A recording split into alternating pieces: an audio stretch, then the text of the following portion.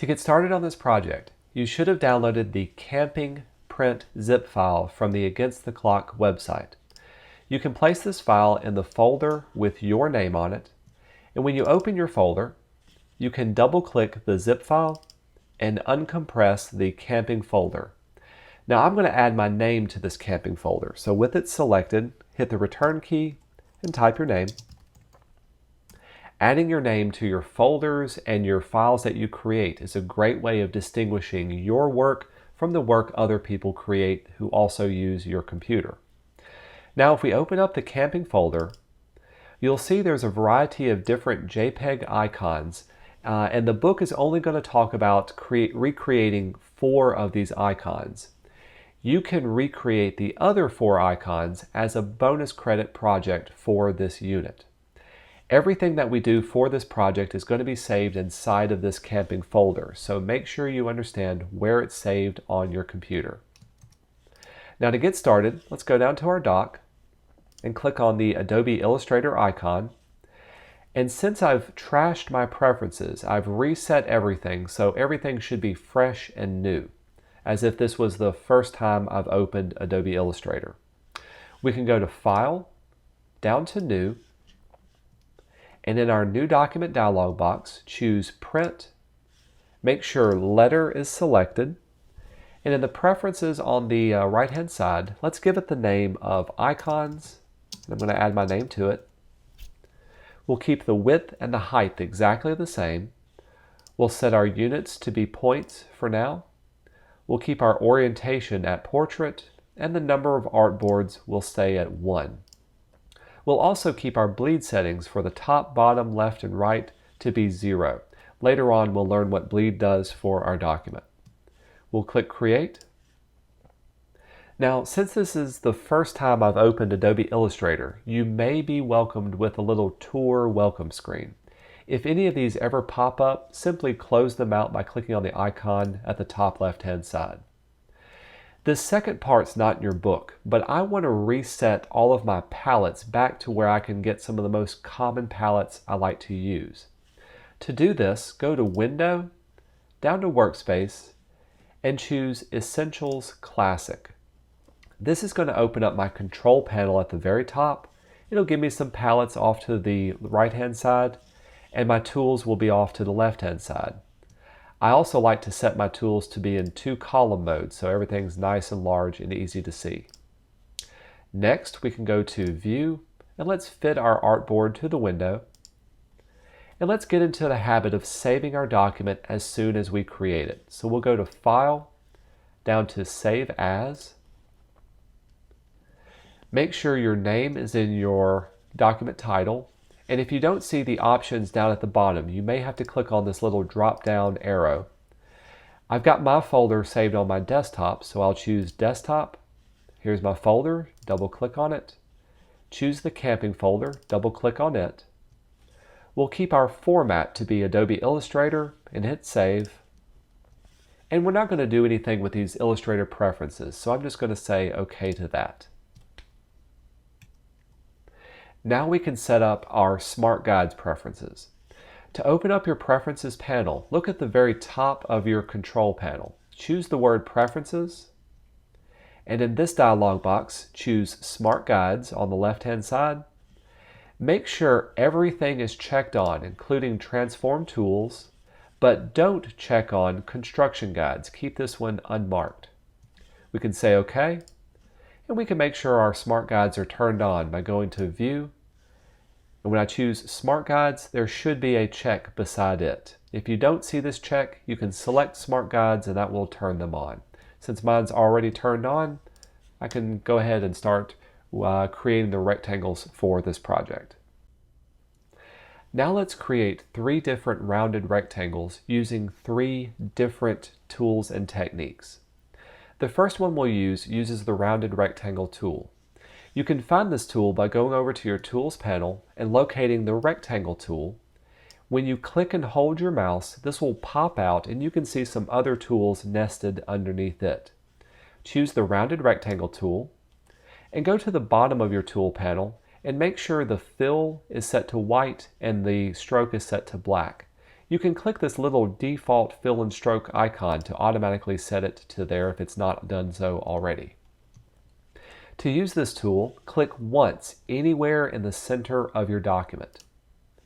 This will bring up the height and width options for this particular shape. We want to have the height and width be exactly the same. So I'm going to type in 1.75 quotation mark. The quotation mark means inches, so the width is 1.75 inches. Watch what happens when I click away to the height field. This automatically converts 1.75 inches to 126 points. We want to do the same for the height. 1.75 quotation mark. When we click away, it'll convert inches into points, and this is what we want to happen. We'll keep the corner radius at 12 point and say OK, and you can see our rounded rectangle has automatically been created. Let's use our Smart Guides to create another rounded rectangle to the right-hand side of this one. But to do this, let's go back to our Tools panel. Let's choose the regular rectangle tool. I'm also going to zoom in to 200%. If you look at the very bottom left-hand corner of your screen, change this number to 200%. This will zoom in so we can see what we're working with. If we move our cursor just to the right-hand side of the already existing rounded rectangle, towards the top, you can see the little pink lines will start to appear once it's perfectly in line to that top edge. When I click and drag, you can see some other pink lines will appear, letting me know that it's perfectly square. Do you see the little W and H that's next to my cursor? This represents the height and width. And so as I click and drag, I want to make sure they're exactly the same as I go all the way to the bottom and align this to the bottom corner here. You can see my height and width are 126 points, and when I let go of my mouse, I get a square that's exactly the same size. Now these little dots that are located in the corners of your objects are our live corner widget. I can click on these dots and drag inward and adjust the radius of these edges. We want the radius to be as close to 12 points as possible. Now it may be very difficult to get exactly 12 points. You can see mine set to 12.47 points. I'm going to let go for here. To get exact measurements and placements, we need to open our Transform panel. Go to View and choose Transform.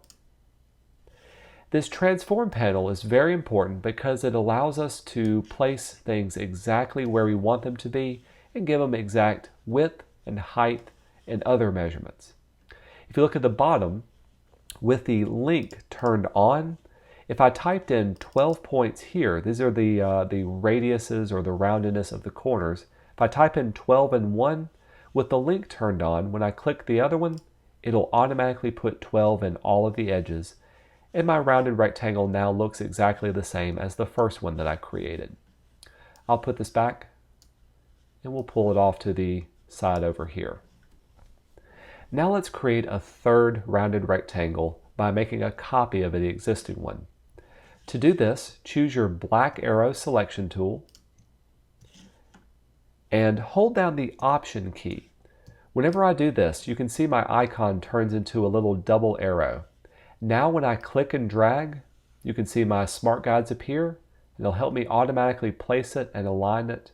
And when I let go of my mouse first, then my Option key, you can see I've got a third one that's exactly the same as the first two that I created.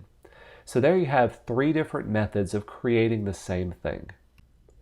Now let's add some color to the fill and the stroke of each of our rounded rectangles. I'm going to select this first rounded rectangle, and let's turn off the corner widgets. We can go to View and choose Hide Corner Widget, and this will turn off the little dots that are getting in the way on the edges. We can open up our Swatches panel by going to Window, down to Swatches, and I'm going to drag it off so we can see it a little bit easier.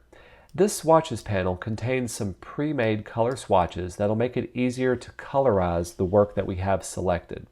With this first one selected, notice that we've got 2 swatches on the top left-hand corner, a fill and a stroke. Whichever one is in front, that's the color that we can change.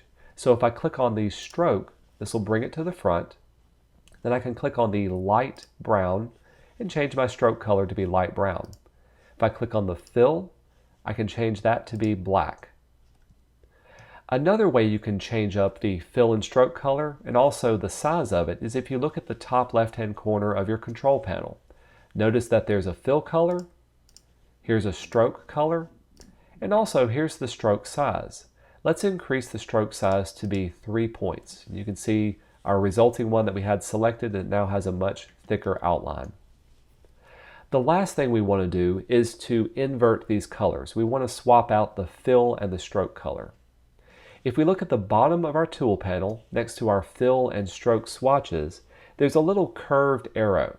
Clicking on this curved arrow will swap out the fill and stroke colors so that we have a fill of light brown and a stroke of black.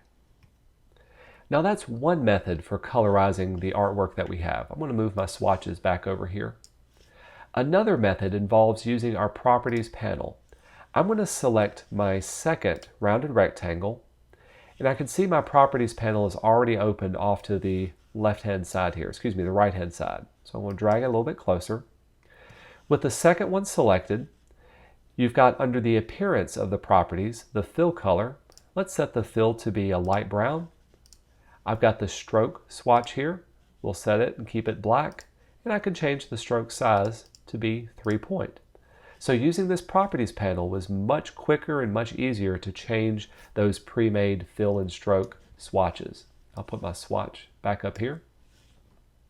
A third way of doing this is what we can apply to our third one. So I'm going to select my third rounded rectangle.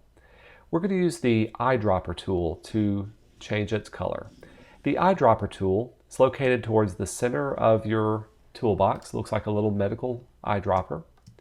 With it selected, you can click on the second rounded rectangle, and notice that it picks up the fill and stroke colors from this one, and it applies it to the object that we had selected, in this case the third rounded rectangle. The final thing the book's going to have you do is to create a fourth rounded rectangle and to have it have the same properties as all the other ones that you created. I'm going to hold down the Command key and click away to deselect everything. Let's go back to our toolbox, choose the rounded rectangle.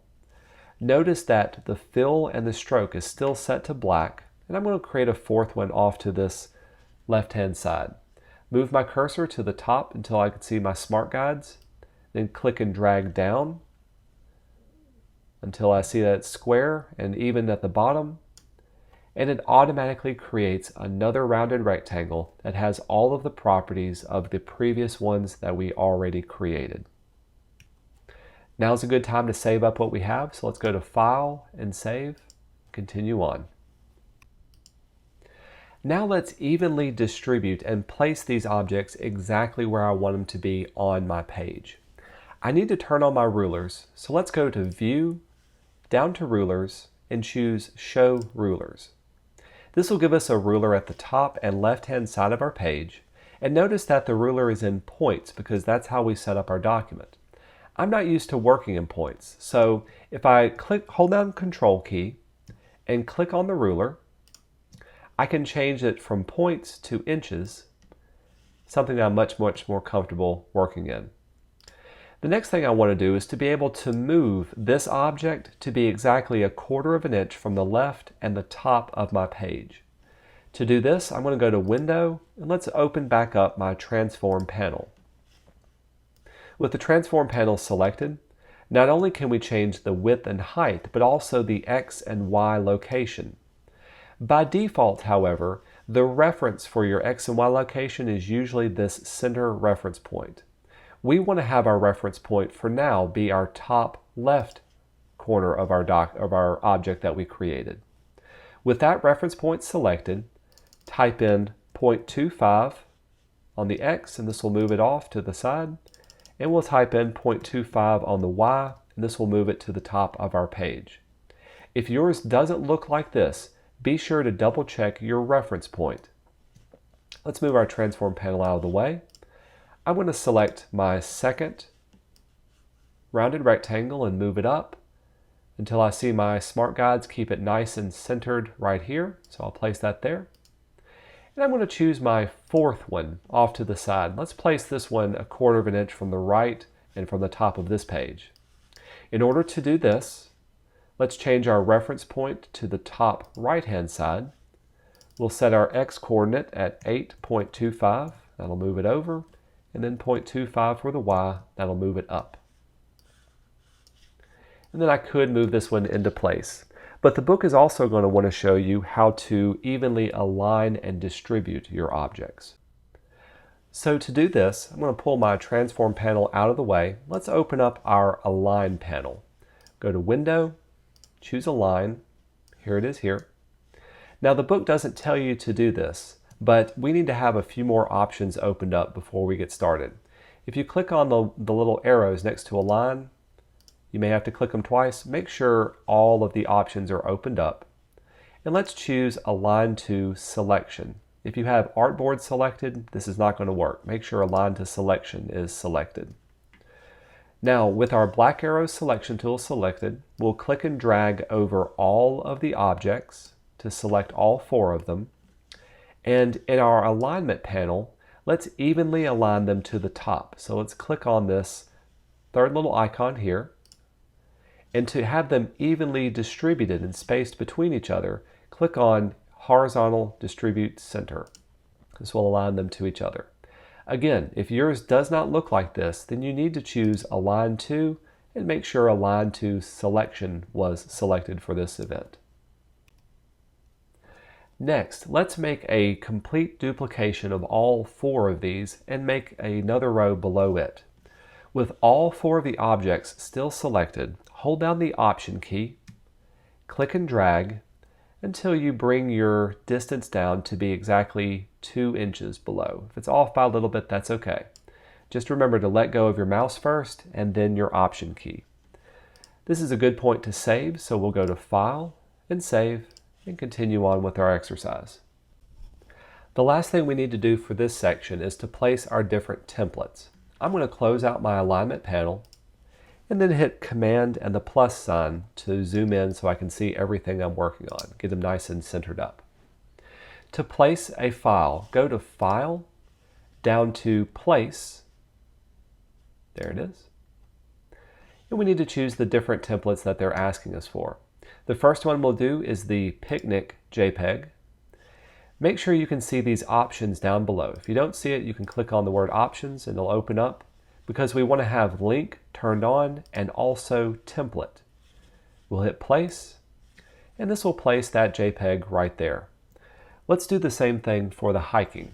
Go to File and Place, choose Hiking, make sure Template is selected and hit Place. We'll do the final for campfire and also tents. So File and Place. Here's campfire. Template is selected. Hit Place. And let's do the same for tents. File and Place. Tents. Template. Hit Place. And it's placed in here as well. Notice every time we did that, it placed the picture in the exact same location. So it looks like they're one on top of each other and they're covering each other up. In the next part, we're going to place them exactly where they need to be on top of our different areas of our rounded rectangles. Now that we've imported all of our images, let's manage the multiple layers that we've created. We'll go to File and down to Layers. And having your Layers panel open is always a good idea because it comes in handy for a variety of different things that you need to select. You can see on our layers that we have all of our rounded rectangles created in Layer 1, and every time we imported one of the JPEG templates, it came in and created its own little layer that's now locked down.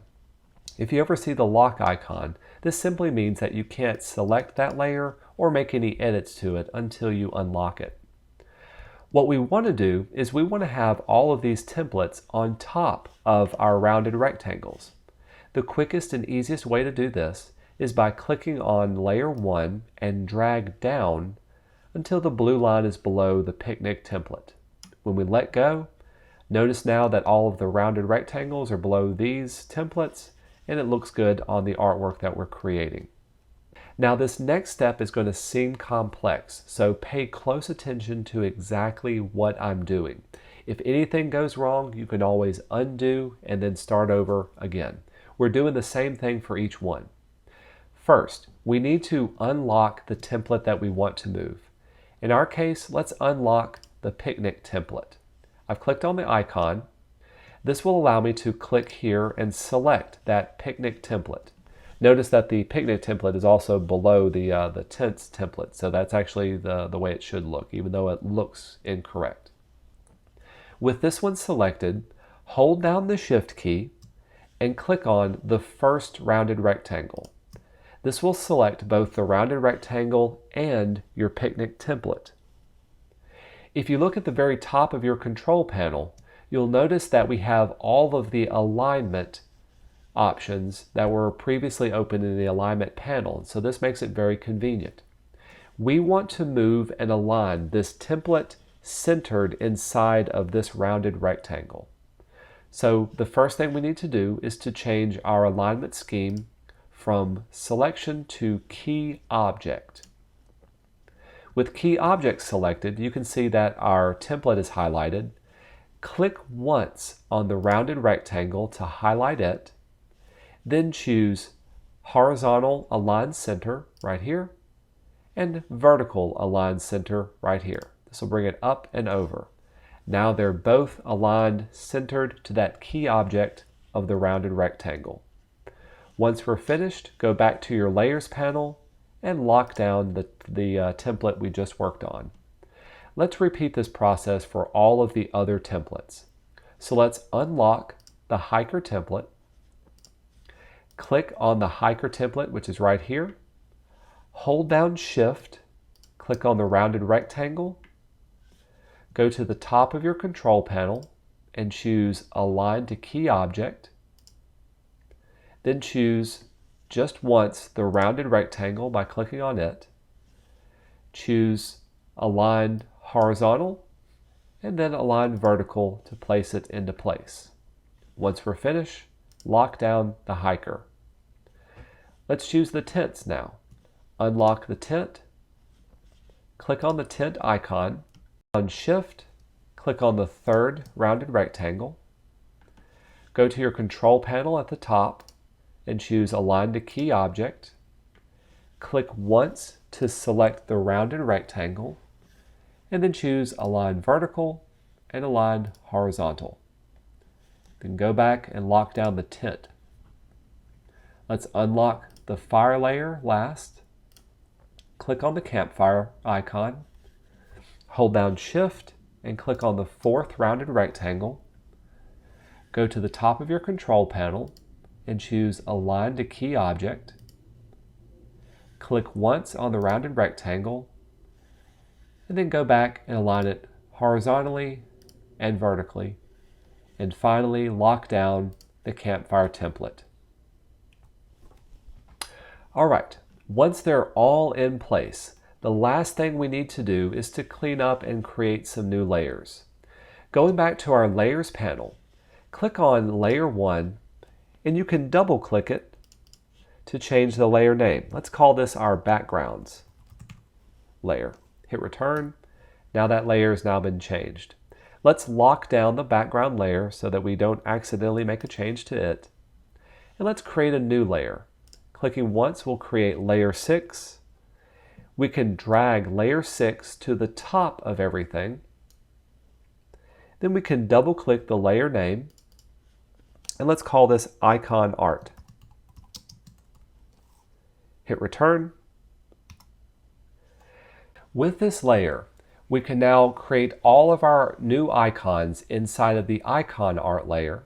We can have a template that's below it to trace on top of, and below everything else will be our background of our rounded rectangles. This is a good stopping point to save up our document. And this will bring us into section 2 of the Campgrounds project.